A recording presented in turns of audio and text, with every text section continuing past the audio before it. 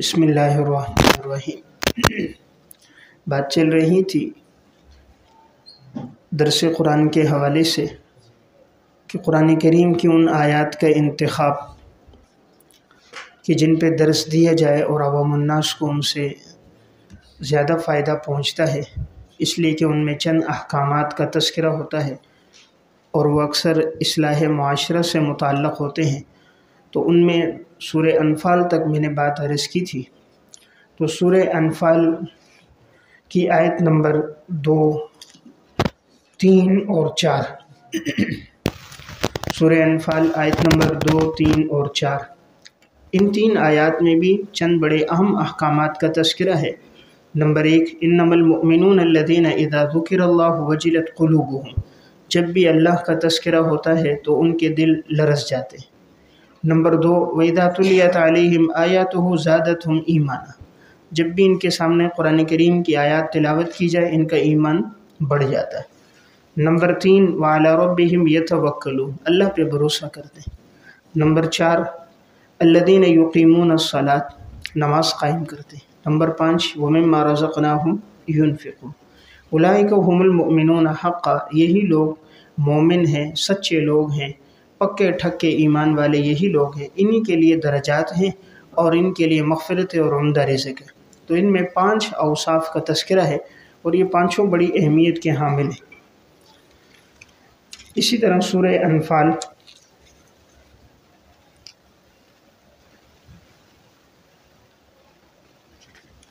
آیت نمبر 25،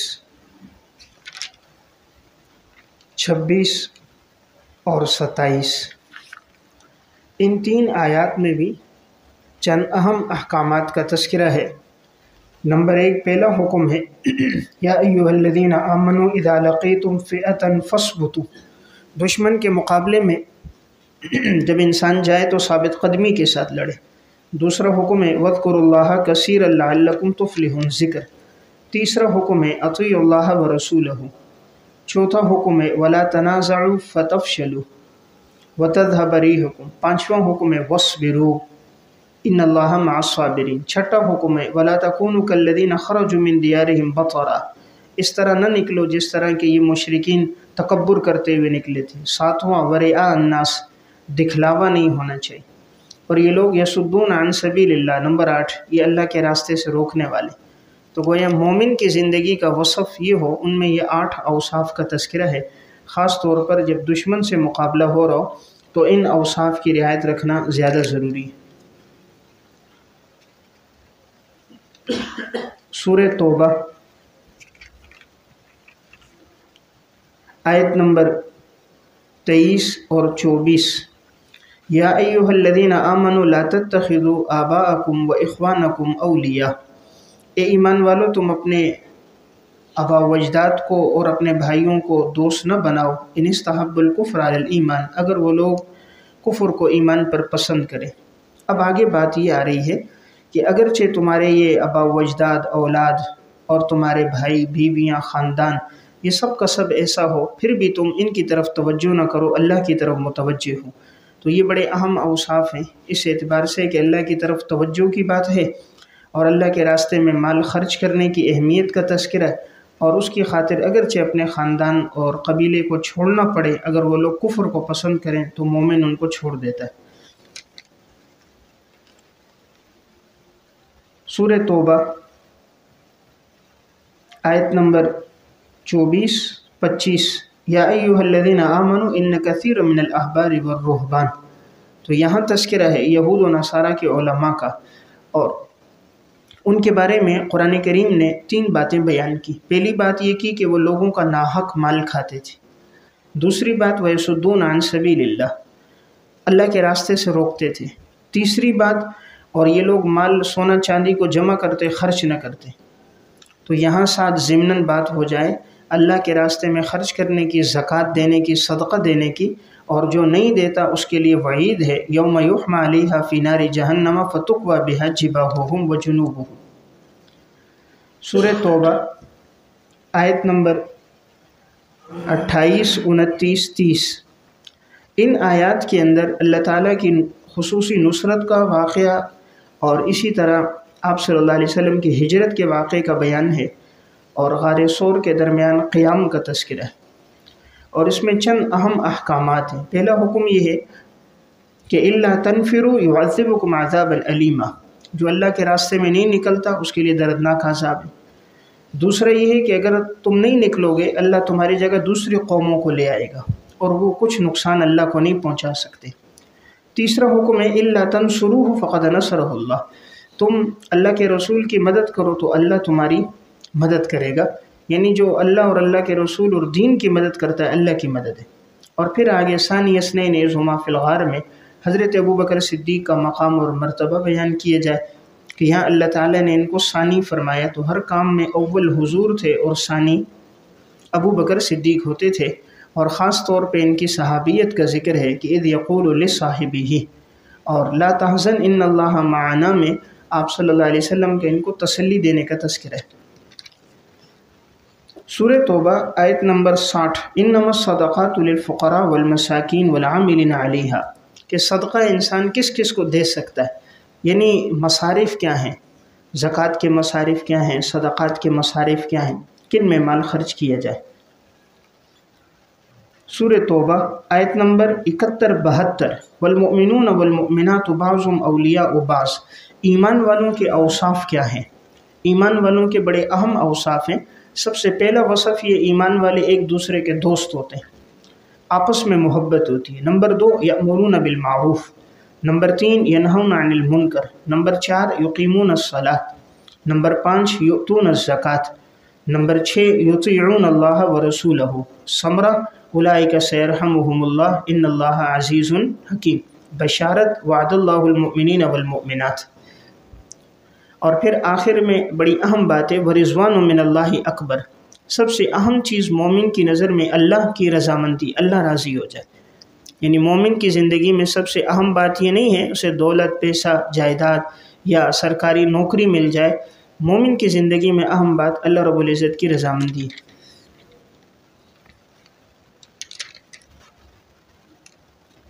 سورہ توبہ آیت نمبر 107، 108 اور 109، ان تینوں آیات کے اندر 2 مسجدوں کا تذکرہ آ رہا ہے، ایک مسجد ضرار کا ذکر ہے اور پھر آگے مسجد قباء کا تذکرہ ہے۔ تو یہاں مسجد کے احکامات، مسجد کے بنانے کے مقاصد، مسجد بنانے کی فضیلت، اور ساتھ مسجد ضرار کا تذکرہ کہ یہ کیوں بنائی گئی، اور آپ صلی اللہ علیہ وسلم نے پھر اس کے گرانے کا حکم دیا، اور مسجد قباء اور قباء والوں کے اوصاف یہاں بیان کیے جائیں۔ سب سے پہلا اور اہم وصف لمسجد اسس علی التقوی من اول یوم، پہلے دن سے اس مسجد کی بنیاد کس پہ تھی؟ تقوی پہ۔ جس مسجد، جس ادارے کی بنیاد پہلے دن سے، قید کیا آئی؟ من اول یوم، کیا قید ہے؟ من اول یوم، پہلے دن سے جس کام کی بنیاد تقوی پر ہوتی ہے اللہ کی اس کے ساتھ مدد ہوتی ہے۔ اس لیے جس ادارے کو رکھتے وقت تقوی ہو اللہ تعالی ہمیشہ اس کی مدد کرتا ہے۔ تو جب بھی آدمی مسجد بنائے، مدرسہ ہو، کوئی رفائی کام ہو، پہلے دن سے نیت تقوی کی ہو، اللہ کی رضا کے لیے ہے، اس لیے خاص طور پہ قید آئی پہلے دن سے ہوگی تو اللہ کی خصوصی مدد ہوگی۔ ان تقوم فیہ، کہ آپ اس میں کھڑے ہوں، معلوم ہوا جو بنیادیں جن کی تقوی پر ہوتی ہے وہاں نیک لوگوں کا آنا جانا بھی ہوتا ہے، مسجد آباد بھی ہوتی ہے، نیک لوگ خود کھنچے ہوئے اس کی طرف آتے ہیں۔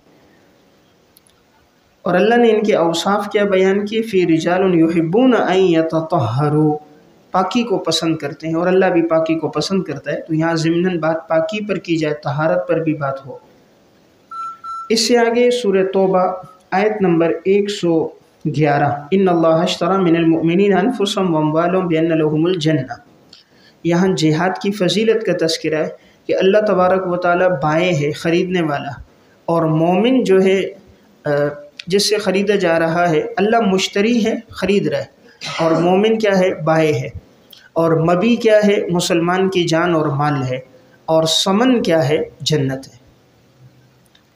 خرید رہا کون ہے؟ اللہ۔ ان اللہ اشتری، تو اللہ رب العزت خرید رہے، تو اللہ مشتری، کس سے خرید رہا؟ من المؤمنین، مومنین سے، تو مومنین کیا ہیں؟ بائیں ہیں، کیا خرید رہے؟ مبی انفسہم و اموالہم، کس کے بدلے میں خرید رہے؟ ثمن بان لہم الجنہ۔ اب اس سے آگے آیت بڑی اہم آیت ہے، یہ آیت نمبر 112 التائبون العابدون، سورہ توبہ آیت نمبر 112۔ اس میں ایمان والوں کے بڑے اہم اوصاف ہیں۔ نمبر 1 التائبون، توبہ کرنے والے۔ نمبر 2 العابدون، عبادت گزار۔ نمبر 3 الحامدون، اللہ کی حمد و ثنا بیان کرنے والے۔ نمبر 4 الصائحون، روزہ رکھنے والے۔ نمبر 5 الراکعون، رکوع کرنے والے۔ نمبر 6 الساجدون، سجدہ کرنے والے۔ نمبر 7 الامرون بالمعروف، نیکی کا حکم دینے والے۔ نمبر 8 والناہون عن المنکر۔ نمبر 9 والحافظون لحدود اللہ، اللہ کے حدود کی حفاظت کرنے والے، ان کو خوشخبری دے دو۔ تو مومنین کے اوصاف 9 کا بیان، تو یہ 9 اوصاف ہیں۔ ہر وصف کے ساتھ آپ 2-3 واقعات بیان کر دیں۔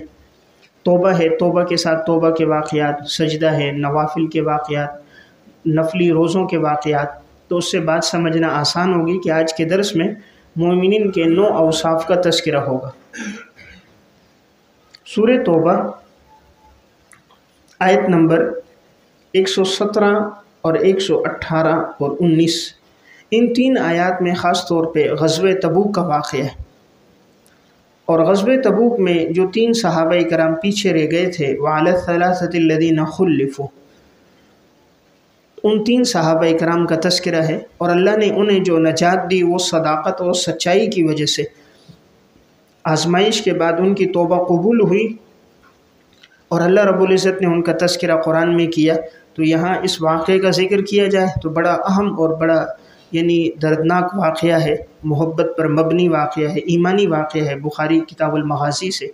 اور پھر آگے اللہ تعالیٰ نے جو اوصاف بیان کیے وہ 3، ان 3 اوصاف پہ زور دیا جائے۔ یا ایھا الذین آمنوا، پہلا وصف ایمان، دوسرا وصف تقوی، تیسرا وصف وکونوا مع الصادقین، سچے لوگوں کی صحبت۔ تو وہ یہ 3 اوصاف اہم ہیں، ایمان، تقوی اور سچوں کی صحبت۔ سورہ توبہ آیت نمبر 122 وما کان المؤمنون لینفروا کافہ، اس آیت کے ذیل میں 2 جماعتوں کا تذکرہ۔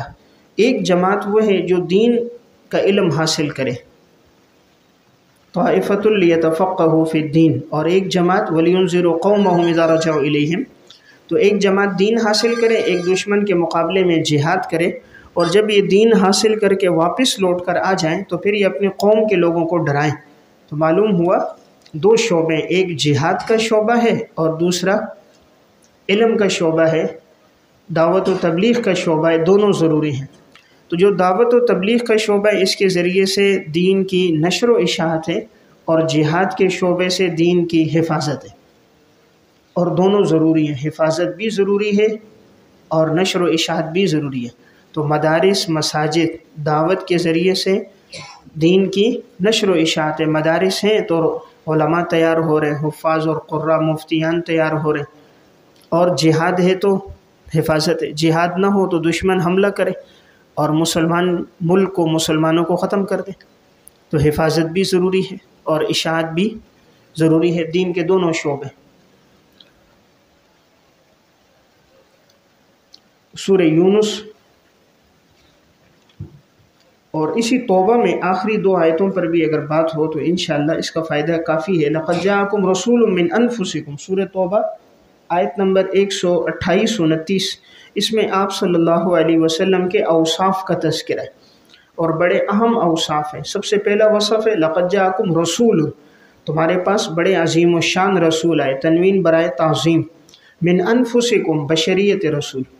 نمبر 2 عزیز علیہ، نمبر 3 ما عنتم حریص علیکم، اور یہ 4، نمبر 5 رؤوف، نمبر 6 رحیم۔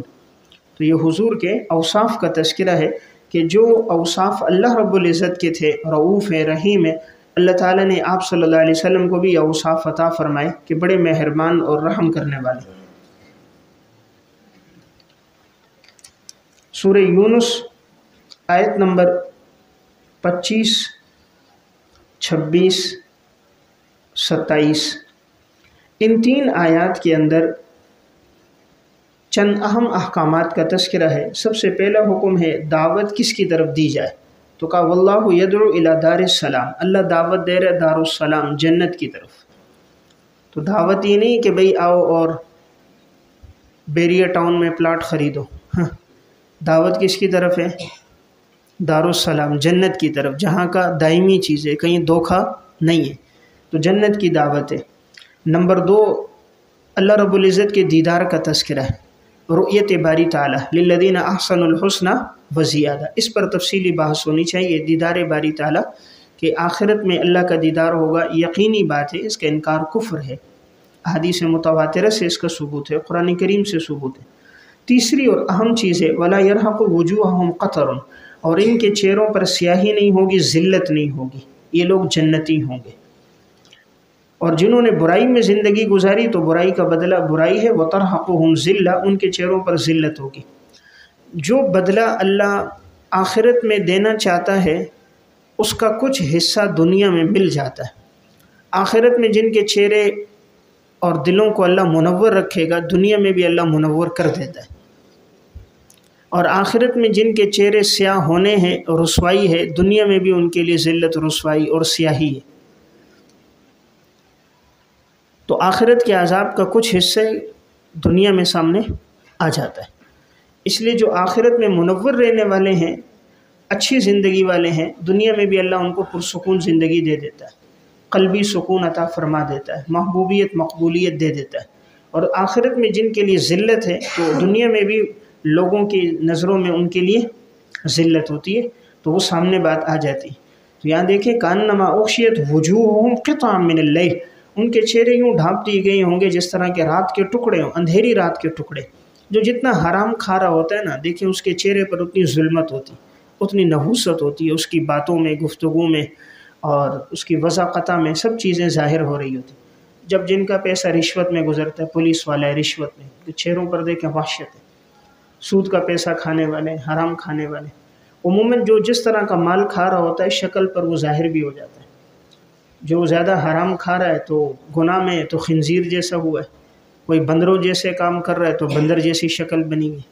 یعنی جو جس طرح کا ہے اس پر اللہ ایک شبیہ ڈال دیتا ہے، تو پتہ چل جاتا ہے کس کی زندگی کس حرام کام میں گزر رہی ہے۔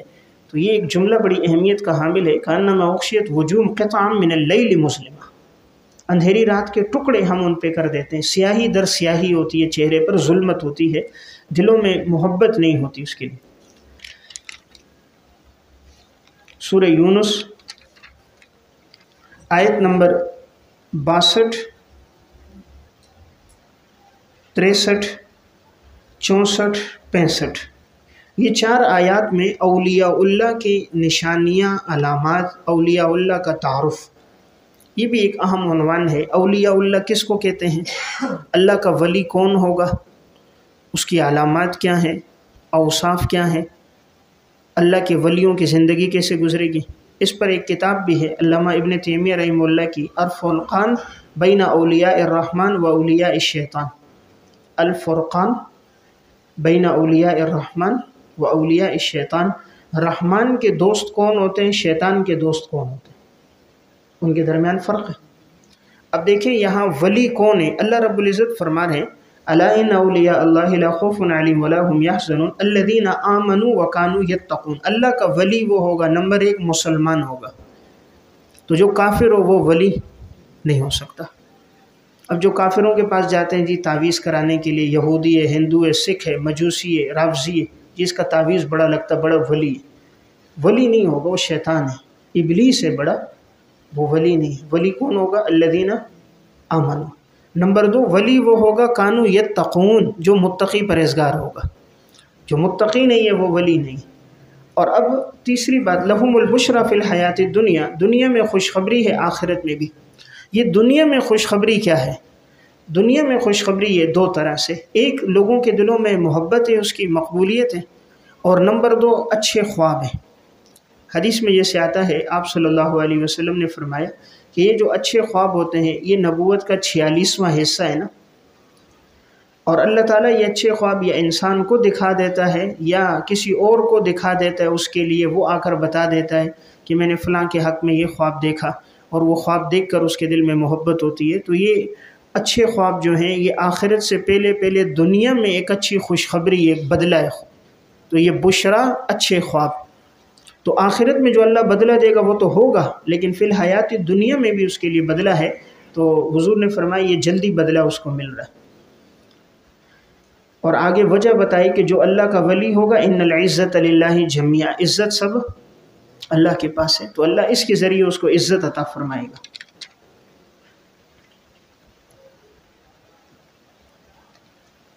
سورہ یونس آیت نمبر 92-93، فَالْيَوْمَ نُنَجِّيكَ بِبَدَنِكَ لِتَكُونَ لِمَنْ خَلْفَكَ آیَةً۔ یہاں جہاں موسیٰ علیہ السلام کا واقعہ بیان ہو، ساتھ ضمناً یہ تذکرہ کیا جائے کہ اللہ نے فرعون کو کیسی سزا دی، فرعون کی لاش آج کہاں محفوظ ہے، اور اس کی لاش کو کیوں قیامت تک رکھا گیا، اور اس میں عبرت کے کیا کیا پہلو بیان ہیں، ان کا تذکرہ ان آیات کے ذیل میں ہو۔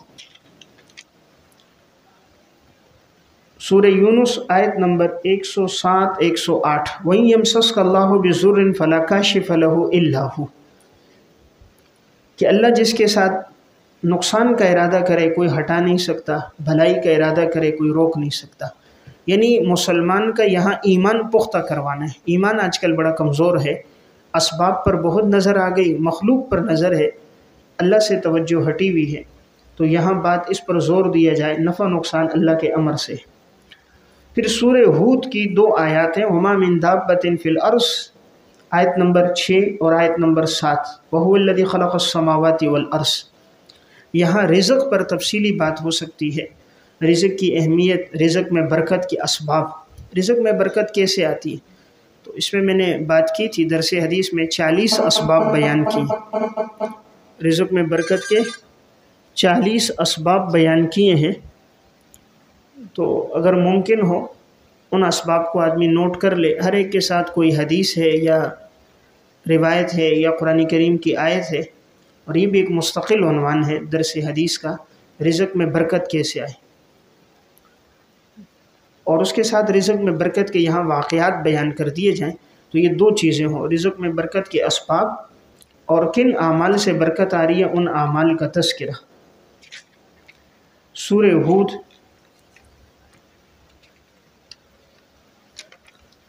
آیت نمبر 72، 73، 74، 75، یہ 4 آیات ہیں، ان میں ابراہیم علیہ السلام کا واقعہ ہے، اور پھر آگے حضرت لوط علیہ السلام کا واقعہ ہے۔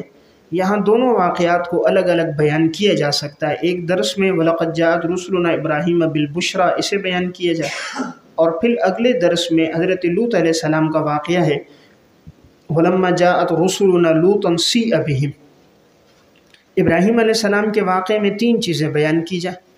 پہلی چیز بیان کی جائے کہ فرشتے جیسے ہی ان کے پاس پہنچے تو پہنچتے ہی فرشتوں نے سب سے پہلا کام کیا کیا، قالوا سلاما، انہیں سلام کیا۔ ابراہیم علیہ السلام نے بھی سلام کا جواب دیا، معلوم ہوا سب سے پہلی چیز سلام ہے۔ دوسری چیز جیسے ٹھہرے، فما لبث ان جاء بعجل حنیذ، ابراہیم علیہ السلام بچڑا لے کر آئے بھنا ہوا، معلوم ہوا اکرام سب سے اچھی چیز سے کرنا چاہیے۔ تو ہمارے ہاں مہمان کا اکرام کیا ہے، اول تو صرف سرسری پوچھتے ہیں، دل سے پوچھتے نہیں، اور اگر وہ غریب خاموش ہو بھی جائے تو بس کوئی چیز ہلکی سی، کھانے کا وقت ہے اور گلاس پانی پلا دیا اور اس پانی کے فضائل شروع کر دی، حضرت یہ بڑا صاف پانی ہے، فلٹر ہے، ٹھنڈا ہے، وقت ہے کھانے کا، اور سنا رہا اس کو پانی کی صاف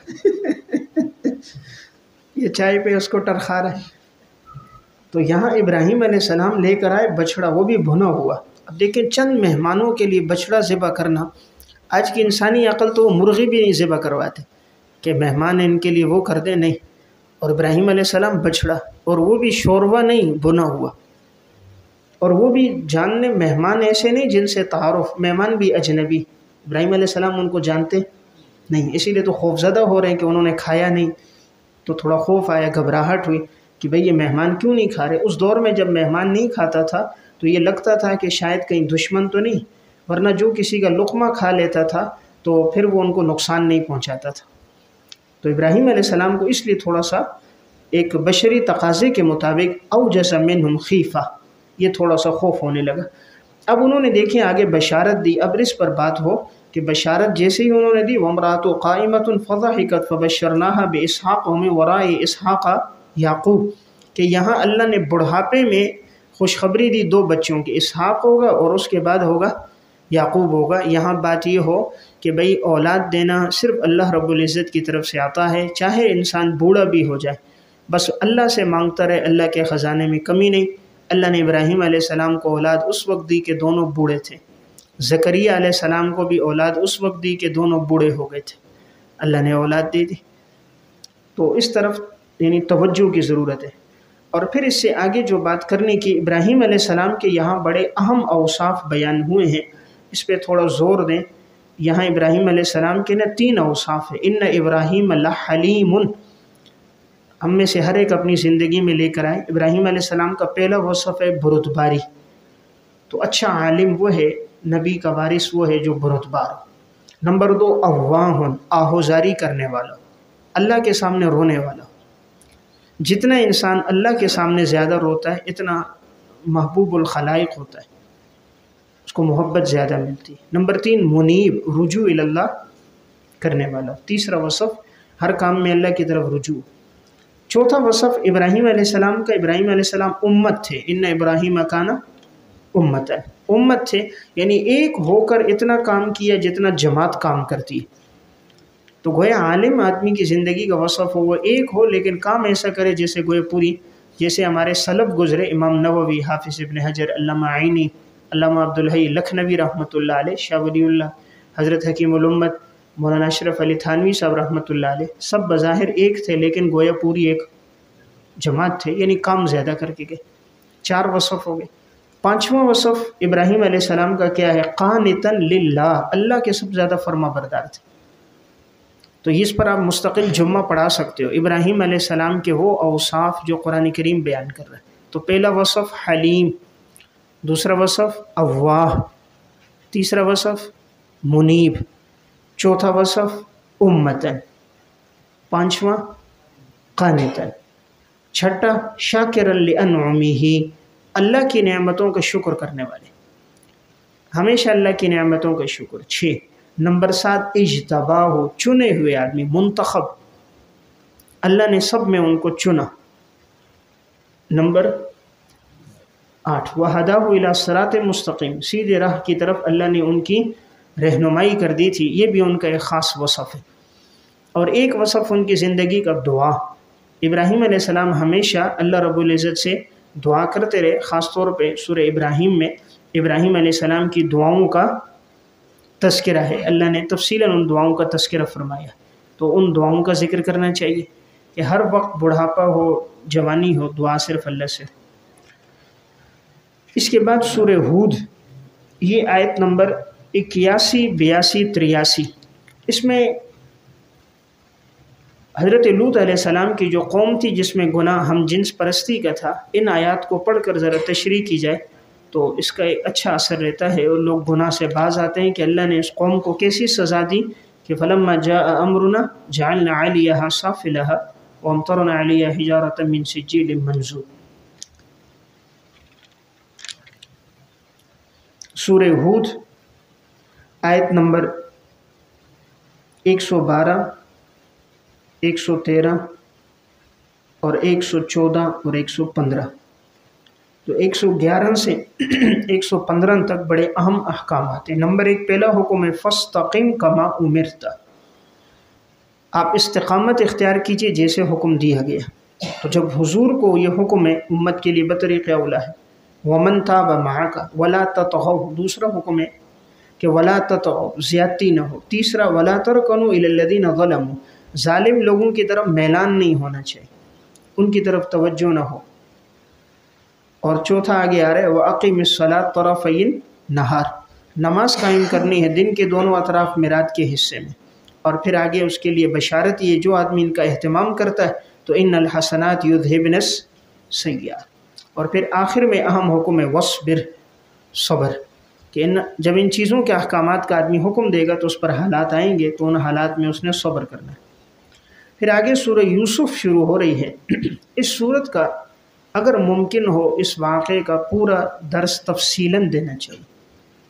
سورہ یوسف کے ہر آیت میں بہت سے نکات اور رموز موجود ہیں، اور یہ واقعہ جیسا کہ قرآن کریم میں خود اللہ نے فرمایا نحن نقص علیک احسن القصص، تمام قصوں میں خوبصورت قصہ ہے، تو اس لیے بہترین خوبصورت واقعہ ہے۔ اگر ممکن ہو اور اس واقعے کو پورا تفصیلاً بیان کیا جائے اور آیات کے ضمن میں ساتھ ساتھ تشریح کی جائے، اور اس پہ ساتھیوں کی فکر مندی بھی بڑھتی ہے، اور واقعہ پورے ایک تسلسل کے ساتھ بیان ہوا ہے، اور سیاق و سباق میں ہر جزوی واقعے کو بھی بیچ میں لایا جائے، اور تفسیر قرطبی اور مظہری کی روشنی میں آپ اس کو بیان کریں۔ قرطبی اور مظہری میں ساتھ ضمناً اور بھی بہت سے واقعات اور ساتھ دیگر اسرائیلی روایات بھی انہوں نے ذکر کی ہیں جو شریعت سے متصادم نہیں ہے، واقعات کے سمجھنے میں ممد اور معاون ہے، ان کو بھی ساتھ رکھا جائے۔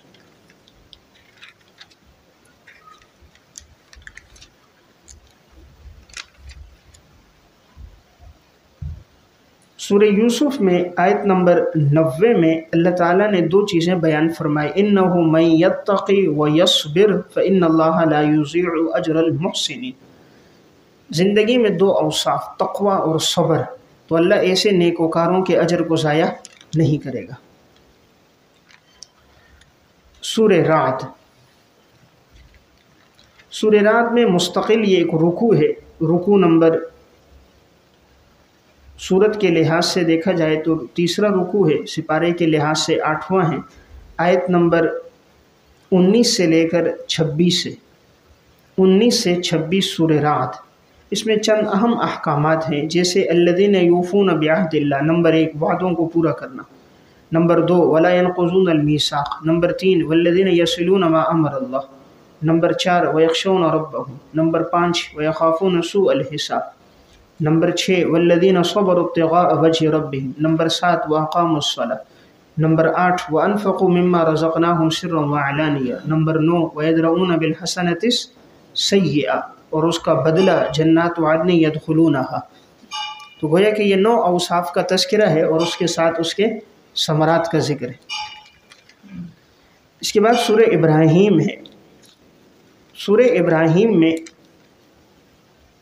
آیت نمبر 23، 24، 25، 26 وَأُدْخِلَ الَّذِينَ آمَنُوا وَعَمِلُوا الصَّالِحَاتِ جَنَّاتٍ تَجْرِي مِن تَحْتِهَا الْأَنْهَارُ۔ اب یہاں آیات میں الم تر کیف ضرب اللہ مثلا کلمۃ طیبہ، دو چیزوں کی اللہ نے مثال دی ہے، کلمہ طیبہ اور شجرہ طیبہ، اور ان کے ثمرات بیان کیے۔ طیبہ جو ہے اس کی جڑ زمین میں اور اس کی شاخیں آسمان میں ہیں، اور جو شجرہ خبیثہ ہے جیسے کہ اسے اکھیڑ کے رکھ دیا ہو اور اس کے لیے زمین میں قرار نہیں ہوتا، تو یہاں کلمہ طیبہ توحید اور شرک کی مثال ہے۔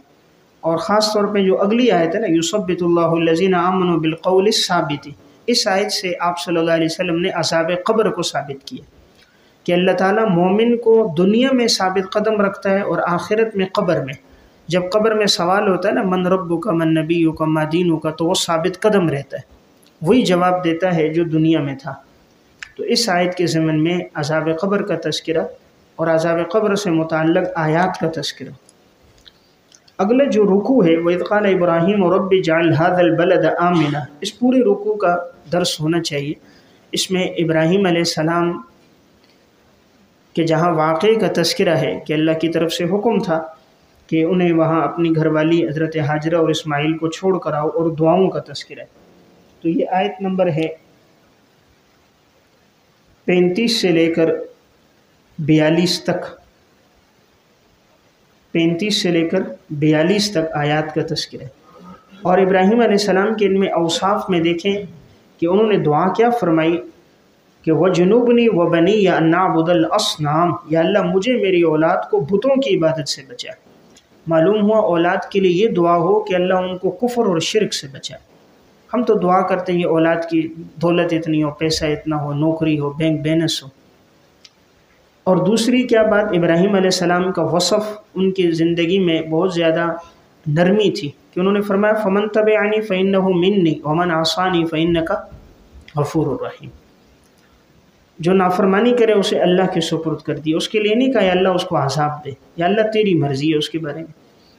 اور آگے حکم اپنے لیے اولاد کے لیے کیا دعا فرمائی، ربنا لیقیموا الصلاۃ، یا اللہ ہم سب کو نماز قائم کرنے کی توفیق دے، اور دلوں کو بیت اللہ کی طرف متوجہ کر۔ اللہ تعالیٰ نے دعا قبول کی، ہر مسلمان کے دل کو وہاں متوجہ کر دیا، کتنا ہی گناہ گار کیوں نہ ہو اس کو وہاں جانے کی خواہش ہوتی ہے، اور جو ایک مرتبہ چلا جائے اس کی خواہش تو اور زیادہ بڑھ جاتی ہے۔ یعنی انسان سیر نہیں ہوتا بیت اللہ کو دیکھنے سے، یہ آپ ابراہیم علیہ السلام کی دعاؤں کا ثمرہ۔ وَارْزُقْ مِنَ الثَّمَرَاتِ، اللہ نے پھل بھی وہاں خوب دیے، ہر موسم کا پھل اور دنیا کے ہر ملک کا پھل وہاں پر موجود ہے۔ اور پھر یہ دعا ربنا انک تعلم ما نخفی وما نعلن، اللہ کے لیے صفت علم کا بیان ہے کہ انسان جو کچھ کر رہا ہے اللہ سے کوئی چیز مخفی نہیں۔ اور پھر شکر کا بیان ہے، الحمدللہ الذی وہب لی علی الکبر اسماعیل و اسحاق، اللہ نے بڑھاپے میں دیا، تو یہ اشارہ ہے کہ انسان مایوس نہ ہو، اللہ سے کبھی مایوس نہ ہو، دعا ہونی چاہیے۔ سورہ ہجر آیت نمبر 9 اور 10، انا نحن نزلنا الذکر وانا لہ لحافظون، حفاظت قرآن اور اس سے متعلق واقعات کا تذکرہ۔ اللہ تعالیٰ نے قرآن کی حفاظت کس طرح کی، اس میں واقعات آپ کو آثار و تنزیل میں بھی ملیں گے۔ علامہ ڈاکٹر خالد محمود صاحب رحمۃ اللہ علیہ کی حفاظت قرآن، تاثیر قرآن سے متعلق انہوں نے واقعات ذکر کیے ہیں، تو اس ضمن میں آدمی حفاظت قرآن کے واقعات، اور قرطبی نے بھی یہاں مامون الرشید کے دور کا واقعہ لکھا ہے، معارف القرآن میں بھی قرطبی کے حوالے سے ہے۔ پھر جو اگلے دو رکوع ہیں، وَلَقَدْ خَلَقْنَا الْإِنسَانَ مِنْ صَلْصَالٍ مِّنْ حَمَإٍ مَّسْنُونٍ، ان میں انسان اور جنات کی تخلیق کا تذکرہ ہے، اللہ نے کس چیز سے پیدا کیا انسان کو اور جنات کو، اور پھر آگے ابلیس اور ابلیس کا لوگوں کو دھوکہ دینے کے طریقے، اور ابلیس کے شر سے کون محفوظ ہوگا، اس کا تذکرہ ہے کہ الا عبادک منہم المخلصین، اللہ کے جو چنے ہوئے بندے ہیں وہ محفوظ ہوں گے اس سے۔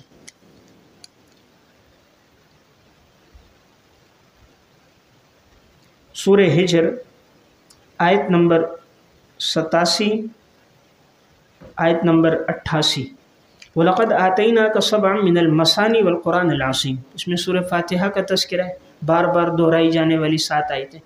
اور لا تمدن عینیک الی ما متعنا بہ، آپ کی نگاہیں ان کی طرف نہ اٹھیں جن کو ہم نے دنیا کا ساز و سامان دیا، یعنی مال اور دولت والے کی طرف توجہ نہیں ہونی چاہیے، اور غمگین نہ ہوں ان کی طرف سے جو تکلیف پہنچے۔ وَاخْفِضْ جَنَاحَكَ لِلْمُؤْمِنِينَ، ایمان والوں کے لیے اپنے آپ کو جھکا کے رکھیں۔ سورہ نحل، سورہ نحل میں یہ آیت نمبر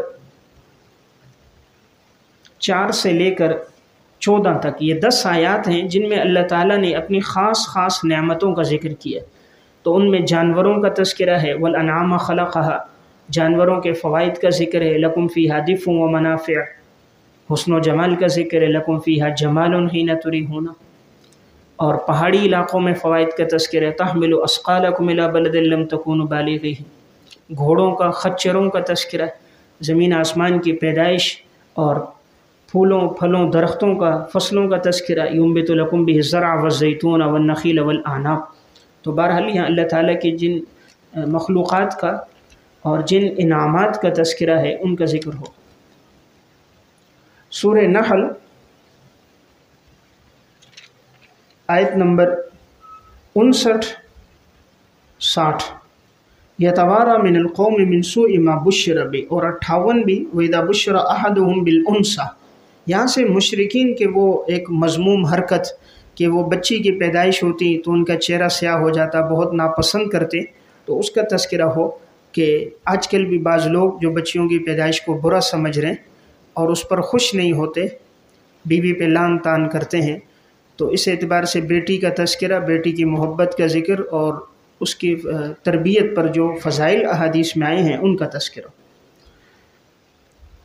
سورہ نحل آیت نمبر 66-67، وَإِنَّ لَكُمْ فِي الْأَنْعَامِ لَعِبْرَةً نُسْقِيكُم مِّمَّا فِي بُطُونِهِ، ان 2 آیات میں اللہ تعالیٰ نے جانوروں کا تذکرہ کیا، خاص طور پہ اپنی نعمت دودھ کا ذکر کیا کہ دودھ اللہ کیسے پیدا کر رہا ہے جانور میں۔ اور پھر آگے آیت نمبر 68-69، وَأَوْحَىٰ رَبُّكَ إِلَى النَّحْلِ، شہد کی مکھی کا تذکرہ ہے جس کے نام پہ صورت ہے۔ اس ضمن میں بات کی جائے کہ شہد کی مختلف قسمیں کیسے بنتی ہیں، اور یہ پورا نظام شہد کی مکھیوں کے اندر ایک باقاعدہ ایک بادشاہ ہے اور ایک فوج ہے اور ایک حفاظت کرنے والے ہیں، بچوں کی تربیت والے الگ ہیں، شہد کی حفاظت والے الگ ہیں۔ تو معرف القرآن میں بھی یہاں عام فہم اور بڑی واضح تشریح ہے، اس میں دیکھا جائے، اور تفاسیر میں تفسیر قرطبی اور حدائق، اس میں ان آیات کے ذیل میں شہد کی مکھی سے متعلق تفصیلاً ہے۔ پھر بھی ذوق و حیات الحیوان علامہ دمیری کی بھی دیکھیں، ترجمہ ساتھ دیکھ لیں، تو اللہ نے اس خاص طور پہ انتخاب شہد کی مکھی کا کیوں کیا، تو اس حوالے سے بہت سی نادر معلومات علامہ دمیری نے اور جاہز نے ذکر کی ہیں۔ سورہ نحل آیت نمبر 90، ان اللہ یأمر بالعدل والاحسان، اس میں 6 احکامات ہیں، 3 اوامر ہیں، 3 نواہی ہیں۔ اوامر یأمر بالعدل والاحسان وایتاء ذی القربى، نواہی فحشاء منکر بغی، اور یہ بڑی جامع آیت ہے۔ قرطبی میں اس کے تحت بہت عمدہ تفصیل ہے، پورے دین کا خلاصہ یہ آیت ہے، اسی لیے خطبے میں اس وقت سے لے کر آج تک یہ آیت پڑھی جا رہی ہے۔ سورہ نحل آیت نمبر 112، ضرب اللہ مثلا قریۃ کانت آمنۃ مطمئنۃ یأتیہا، اس میں ایک شہر کا تذکرہ ہے کہ جو امن سے زندگی گزار رہے تھے، لیکن جب ناشکری کی اللہ نے 2 عذاب دے دیے، فأذاقها اللہ لباس الجوع والخوف، بھوک آ گیا، خوف آ گیا۔ سورہ نحل آیت نمبر 124، 25، 26، ادعو الی سبیل ربک بالحکمہ، اس میں دعوت کے 3 طریقے بیان کیے گئے، یعنی انسان جو دعوت دے گا، عوام الناس میں دعوت ہے تو موعظہ حسنہ، پڑھے لکھے طبقے میں ہے تو بالحکمہ، مخالفین میں ہے تو جادل